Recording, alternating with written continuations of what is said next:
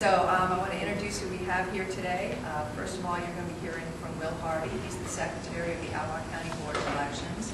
Also like to welcome Rick Sincere, who is the Chairman of the City of Charlottesville Board of Elections, and also want to introduce Clary Schermerhorn, who's with the County Registrar. And these are all obviously very busy people, but they really thought it was very worth their time to stop and take some time this afternoon to talk through some of the issues, and again to make sure we get a very clear expectation out there to citizens.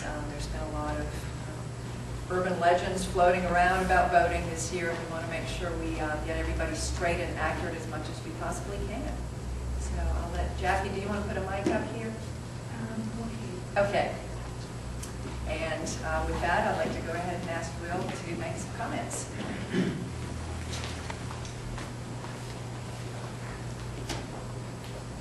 I would like to reiterate, please, thank you.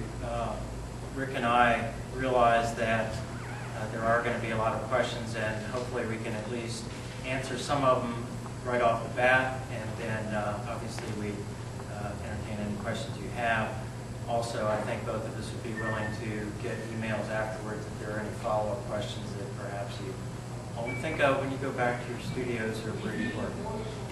My name is Will Harvey. I'm the Secretary of the Albemarle County Electoral Board. My fellow board members are Sean Moynihan, who's the Chair, and Sadie Jones, who's the Vice Chair. Albemarle County has completed, for the most part, training their election officials. We have over 400 of them this year. That's about 100 more than we would have had in years past. And one of the things that I want voters to understand is that these are your friends and neighbors, so please be courteous.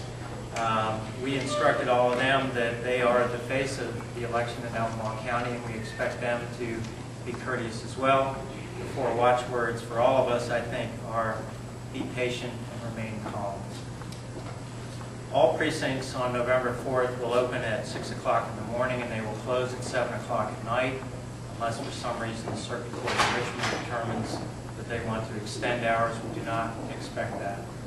I want to make it clear, because there has been at least some disinformation in other parts of the state, that everybody who is voting in person and not by absentee votes on the same day, and that is November 4th, next Tuesday.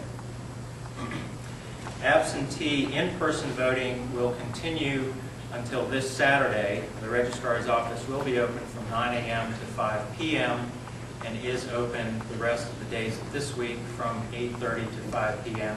for in-person absentee voting. We've given you the website address for the State Board of Elections, and that is a site where anyone can check their registration to make sure that they are properly registered to vote, and they can also determine by filling in their address and zip code where their precinct is located. Albemarle County has 28 in-person precincts, and we also have 1 consolidated central absentee precinct that will count all of the in-mail and in-person absentee ballots on Election Day. There are 2 precincts that I wanted to highlight for the voters out there in case they happen to be in these precincts. The Keswick precinct was moved as of last February during the presidential primary, so anyone who voted in that primary will return where they went last February, and that is Zion Hill Baptist Church, which is located at 802 Zion Hill Road in Keswick, Virginia. That's at the intersection of Route 22 and Zion Hill Road. Route 22 is the road commonly known as the Louisa Road, and you'd find that if you were going up 231. We do have a fact sheet that's got this information on it, so we're going to pass that out now so you don't have to worry about writing the exact addresses. Right. That precinct was previously located at Union Grove Baptist Church, which is on Black Cat Road, but as I said, since February it has moved to this new location, and everyone in the Keswick precinct will then vote there. The other one I wanted to highlight was the Georgetown precinct, which is located at Albemarle High School. As many of you probably know, Albemarle High School is going under extensive renovation, and we strongly urge people not to try and enter through the Lambs Road entrance to the high school. You can't use it. So please enter from Hydraulic Road. Registered voters in Albemarle County as of October 15th of this year is 67,352, and that's an increase since January 1st of this year of 5,579 new voters. Absentee has been going off the charts, as we expected.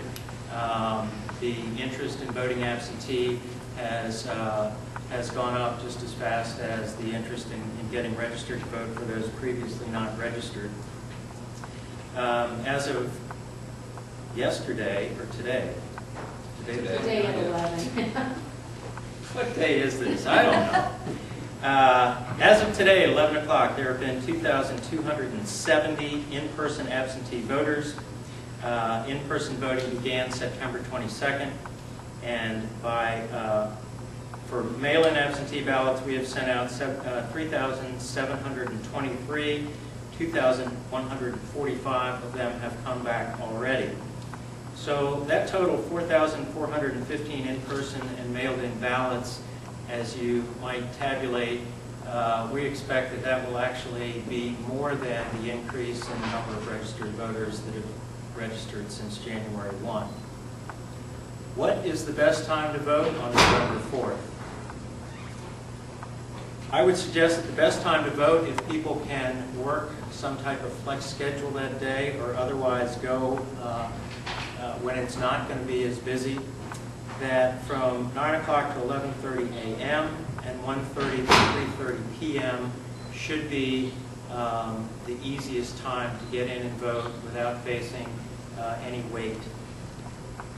We want to remind all voters that the State Board has clarified has clarified the Code of Virginia section, which deals with showing any political paraphernalia when you vote, and we would urge all voters to refrain from wearing anything that can be seen while they are in their precinct.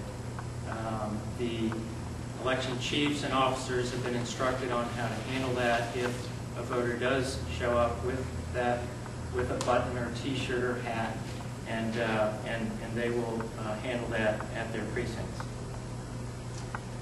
Voter identification is required, but those who do not have appropriate voter identification can sign an affirmation of identity in most cases. There is a very narrow group of people who registered through the mail under the Help of America Vote Act that don't fit into that category.